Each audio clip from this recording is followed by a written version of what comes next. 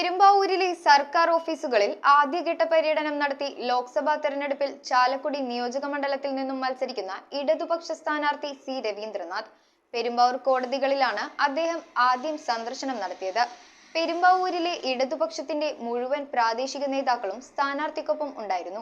ലോക്സഭാ തെരഞ്ഞെടുപ്പിൽ ചാലക്കുടി നിയോജക മണ്ഡലത്തിൽ നിന്നും മത്സരിക്കുന്ന ഇടതുപക്ഷ സ്ഥാനാർത്ഥി സി രവീന്ദ്രനാഥ് പെരുമ്പാവൂരിലെ സർക്കാർ ഓഫീസുകളിൽ സന്ദർശനം നടത്തി. രാവിലെ പെരുമ്പാവൂർ കോടതികളിലാണ് അദ്ദേഹം ആദ്യം എത്തിയത്. ഇവിടെ ഓരോ ഓഫീസുകളിലും കയറിയിറങ്ങി വോട്ട് അഭ്യർത്ഥിച്ചു. പിന്നീട് പോലീസ് സ്റ്റേഷൻ, നഗരസഭാ ഓഫീസ്, മിനി സിവിൽ സ്റ്റേഷനിലെ വിവിധ സർക്കാർ ഓഫീസുകൾ, Kunnathunad taluk office, sub treasury, sub registrar office തുടങ്ങിയ ഇടങ്ങളിലും സി രവീന്ദ്രനാഥ് ആദ്യഘട്ട പര്യടനമെന്നോണം വോട്ട് അഭ്യർത്ഥിച്ചെത്തി. പെരുമ്പാവൂരിലെ ഇടതുപക്ഷത്തിന്റെ മുഴുവൻ പ്രാദേശിക നേതാക്കളും സ്ഥാനാർത്ഥിക്കൊപ്പം ഉണ്ടായിരുന്നു. ഇടതുപക്ഷ സ്ഥാനാർത്ഥി എന്ന ലേബലും മുൻ വിദ്യാഭ്യാസ വകുപ്പ് മന്ത്രി എന്ന വ്യക്തിപ്രഭാവവും ചാലക്കുടി മണ്ഡലത്തിലെ ഇടതുപക്ഷത്തിന്റെ വിജയത്തിന് ആധാരമാകുമെന്ന് സി രവീന്ദ്രനാഥ് പറഞ്ഞു.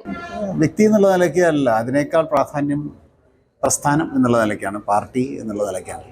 ഞാനും ഒരു LDFന്റെ സ്ഥാനാർത്ഥി എന്നുള്ള നിലയ്ക്ക്, അതിൻ്റെ കൂടെ വിദ്യാഭ്യാസ മന്ത്രി ആയിരുന്നു എന്നും ജനങ്ങൾ അറിയുന്നുണ്ട്.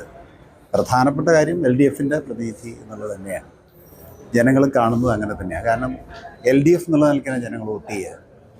അതുകൊണ്ട് തന്നെയാണ് കൂടുതൽ സാധ്യതയുണ്ട് എന്നുള്ള ഒരു ആത്മവിശ്വാസം പറയുന്നത്. News bureau, Perumbavoor. Kopparambil ayurvedic hospital and research centre. ഉഴിച്ചിൽ, lumbar spondylitis, cervical spondylitis, disc bulging കൊണ്ടുണ്ടാവുന്ന ബുദ്ധിമുട്ടുകൾ എന്നിവ ചികിത്സിക്കാൻ വിദഗ്ധരായ ഡോക്ടർമാർ. Kopparambil ayurvedic hospital and research centre.